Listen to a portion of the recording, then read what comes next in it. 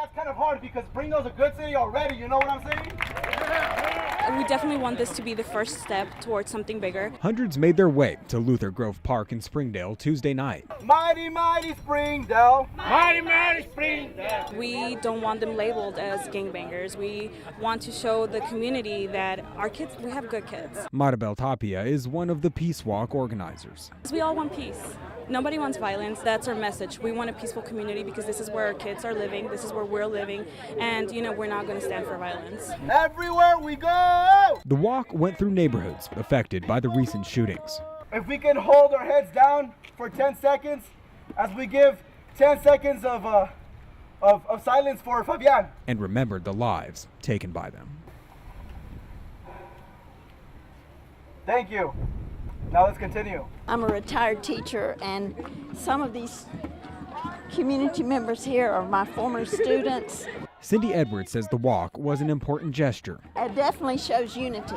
And others, like Kelly Carruthers, add that the walk shows city leaders the community supports their efforts to put an end to gang violence. Show a force of strength and peace in our community because Springdale's not a violent place, and we just wanted to show support for all these young people. I think it's a great step.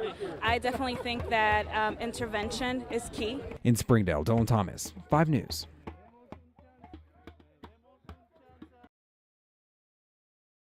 I'm shocked. Anybody does that. It's kind of sad. Anthony Lyons has lived at his property in West Fork for more than 4 years. His next-door neighbor, Teresa Wolf, who lives about a quarter mile down the road with her animals, is at the Washington County Jail. An arrest report states she drowned 7 puppies. Now, according to the report, Wolf would get the puppies, put them inside of a pillowcase with a heavy rock, and put that inside of a bucket filled with water, then sliding a lid on top of it, letting the puppies drown. The report states Wolf killed the dogs over a week's time, right after they were born. In the report, an animal control officer asked her why.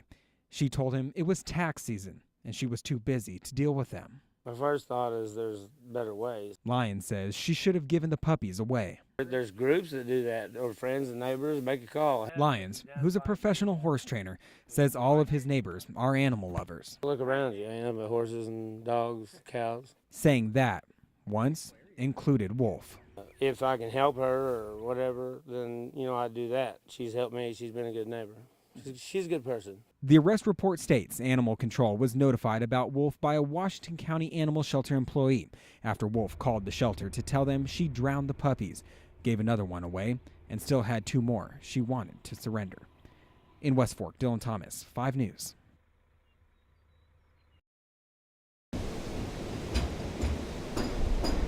People travel miles around this country just to come see this bridge. The State Highway Department says the iconic War Eagle Bridge is in need of significant repairs. Every year for the past 3 years, the state has asked the county to fix the bridge. And now County Judge Bob Kleinert says a decision has to be made. There are 2 options: routinely repair the current bridge or close the bridge to traffic and build a new one somewhere else. Now, the War Eagle Bridge has been here for more than 100 years, but Benton County Judge Bob Kleinert says a newer, bigger, better bridge could serve for another 100 years on its own. And we use this bridge on a daily basis. Wesley Boehner works for the War Eagle Bridge Mill. So without this bridge here, our business wouldn't be so good. We wouldn't be able to access the demands of our customers. Right now, traffic on the bridge is limited to passenger cars and small trucks only. The county says they need to make a decision whether to keep the bridge or build a new one that can handle large trucks and buses. So they are in the process of hiring an engineer to determine the repair costs.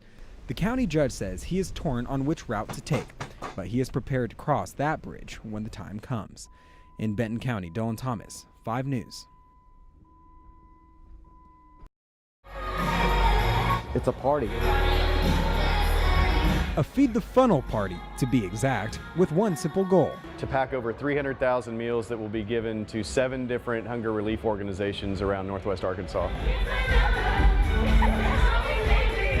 In 3 short days, volunteers have prepared more than 300,000 meals for those in need. The party, hosted by Pack Shack, was held at Cross Church in Rogers. This is how it works. Volunteers donate ingredients and then put it together in teams of 5. The meals that we're packing this weekend are cheesy rice and vegetable meal that we developed together with our friends at Tyson. They have rice, soy protein, dehydrated vegetables, 19 different vitamins and minerals, some cheese, and a little bit of salt. So it breaks down to be about a quarter per meal. Teams are rewarded with prizes for putting together each meal quickly. Then the individual meals are sealed, packed, and delivered to local shelters. And this is one of the needs that we have in the community, and we want to be a part of that, helping. Cross Church's Jamie Launch says the church felt they were a perfect place to host an event like this. Our mission statement is reaching Northwest Arkansas, America, and the world for Jesus Christ. And so now we're able to do it right here at home. And those hosting the party weren't the only ones donating their time. It's the businesses coming together. It's the generous people of Northwest Arkansas, and the church is all coming together for this cause. Which is why Pack Shack co-founder Brett Raymond says the parties are so much fun. It's really neighbors taking care of neighbors. It's a very satisfying feeling. In Rogers, Dylan Thomas, 5 News.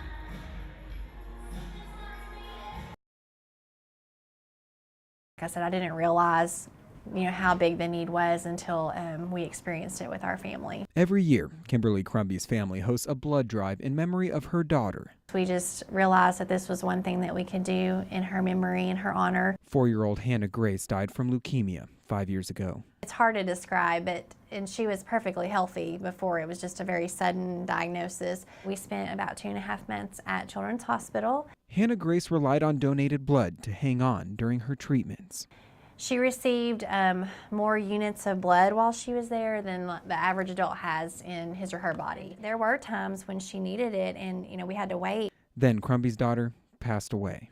It's a lot of loss of hopes and dreams that you have for your child. And when she would have gone to kindergarten, or when she would have had a birthday, a lot of your identity in some ways is tied into your children when you're a mom. Crumby says she had never donated blood before her daughter's death, but she says she now realizes how necessary it is. It's a gift that saves lives. You can be the difference in someone's life or death just by going and spending maybe an hour of your time. So every year, near her daughter's February birthday, the Crumby family holds a blood drive. But like many other drives, this year it got canceled, rescheduled because of the weather. So Crumby is encouraging others to donate blood this winter. And it is like currency in the sense that it's really valuable because there's not just an endless amount of it.